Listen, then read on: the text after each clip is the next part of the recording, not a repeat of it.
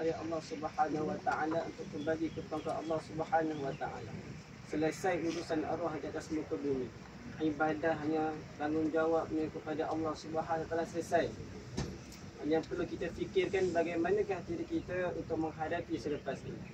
Jadi talqin ini adalah nasihat untuk diri kita, untuk memberi peringatan kepada kita bagi menghadapi kehidupan kita selepas ini, insya-Allah. Tuan-tuan dan puan dirahmati Allah Subhanahu Wa Taala, hari ini kita menghantar hamba Allah Subhanahu Wa Taala. Mungkin ini ayah kita, mungkin ini jiran kita, mungkin ini saudara mara kita, iaitu Zul Bakri bin Idris, dalam menghadap ke Allah Subhanahu Wa Taala dan akan pergi selama-lamanya, tidak akan kembali ke dunia yang fana ini.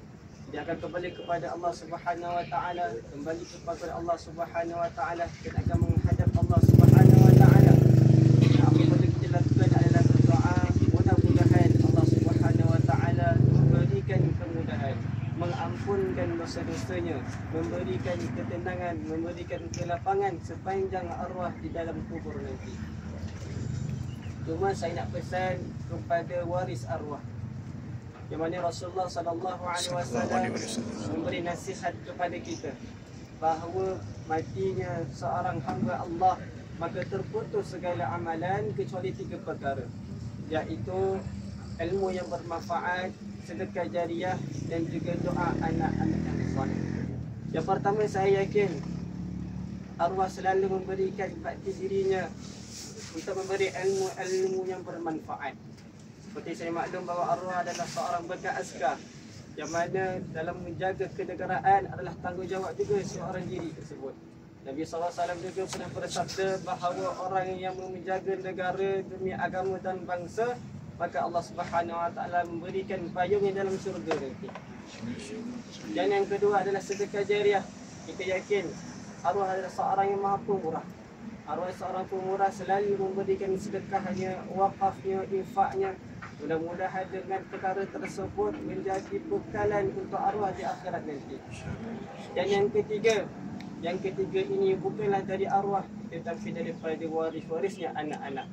Saya ingin mengingatkan diri saya juga dan semua, terutamanya anak kepada arwah, agar jangan pernah tinggal doa kepada arwah. Setiap kali di mana kita berada, di mana kita ditempatkan, jangan lupa kita berdoa untuk ibu ataupun ayah kita. Selalulah berdoa. Jagalah diri kita sebaik mungkin, kerana apa yang kita lakukan itu akan diperbalikkan kepada ibu dan bapa kita. Kalau kita betul-betul sayang kepada ibu dan ayah kita, jagalah sebaik-baik diri kita daripada perkara-perkara yang tidak baik yang boleh membuatkan keburukan kepada arwah ibu dan ayah kita. Yang kedua, saya khususkan untuk anak wanita, jaga aurat, jaga diri, jangan melakukan perkara-perkara yang terlarang, kerana itu juga akan disoal oleh Allah Subhanahu Wa Taala kepada arwah ayah kita. Jadi dipertanggungjawabkan kepada anak-anak agar sentiasa menjaga dia. Jangan lupa doa untuk ibu dan ayah. Jangan lupa berbakti untuk ibu dan ayah. Apa ibu ayah telah amalkan, apa ibu ayah telah ajarkan kepada kita, kita buat, kita berikan manfaat dulu kepada orang lain. Semoga itu menjadi kebaikan jariah untuk arwah dan bekalan untuk arwah di akhirat nanti. Dan seterusnya adalah peringatan untuk kita, yang mana Imam Ghazali ada memberi pesanan kepada kita. 7 perkara yang berada dalam diri kita, dan 1 perkara yang mana perkara tersebut adalah perkara yang lama, iaitu adalah kematian. Allah Subhanahu Wa Taala sebut dalam surah Ali Imran, kullu nafsin dha'iqatul maut. Setiap bernyawa pasti akan merasai kematian. Daripada diri kita ini tidak akan terlepas daripada kematian. Allah Subhanahu Wa Taala akan menyuruh malaikat maut untuk mencabut nyawa kita pada waktu tersebut, pada hari tersebut, maka matilah kita menghadap Allah Subhanahu Wa Taala. Jadi persiapkan diri kita. Dan mana Rasulullah SAW kata kematian ini adalah satu nasihat yang paling berguna untuk manusia yang masih hidup. Dan sama-sama kita muhasabah, sama-sama kita tengok balik diri kita, bagaimana untuk kita, persediaan kita untuk menghadapi hari kematian tersebut. InsyaAllah apa yang kita buat hari ini adalah kebaikan untuk arwah. Sama-sama kita berdoa dan kepada Allah Subhanahu Wa Taala agar Allah Subhanahu Wa Taala memberikan kebaikan terutamanya memasukkan arwah dalam syurga Allah Subhanahu wa taala. A'udzubillahi minasyaitonir rajim. Bismillahirrahmanirrahim. Alhamdulillahirabbil alamin wassalatu wassalam ala rasulil amin wa ala alihi wa sahbihi ajma'in. Ya Allah ya Rahman ya Rahim. Sesungguhnya pada hari ini ya Allah, kami menghantar hamba-Mu kembali ke pangkuan-Mu ya Allah. Ya Allah, Kau sambutlah arwah dalam keadaan yang baik ya Allah. Berikanlah arwah kenikmatan dalam kubur nanti ya Allah. Terangilah kubur arwah ya Allah. Berikanlah kelapangan dalam kuburnya ya Allah. Santuninya ya Allah dengan sebaik-baiknya ya Allah. Ya Allah, kami bersaksi bahawa arwah ketika di atas muka bumi ia melakukan amal ibadah kepada-Mu ya Allah. Solat yang tidak pernah tinggal kepada-Mu ya Allah. Sedekahnya terlampau banyak ya Allah. Kebaikan kepada jiran-jirannya terlampau banyak ya Allah. Ya Allah, kami bersaksi bahawa arwah adalah seorang yang baik ya Allah. Ya Allah ya Rahman ya Rahim.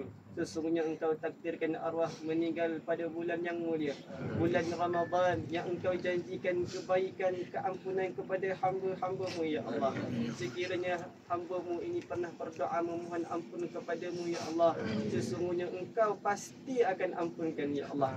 Lebih-lebih lagi dalam bulan Ramadan, yang mana Engkau mengatakan kepada Rasulullah, yang aku malu kalau aku tak ampunkan dosa hamba-Ku, yang mana hamba-Ku minta ampun kepadaku ya Allah.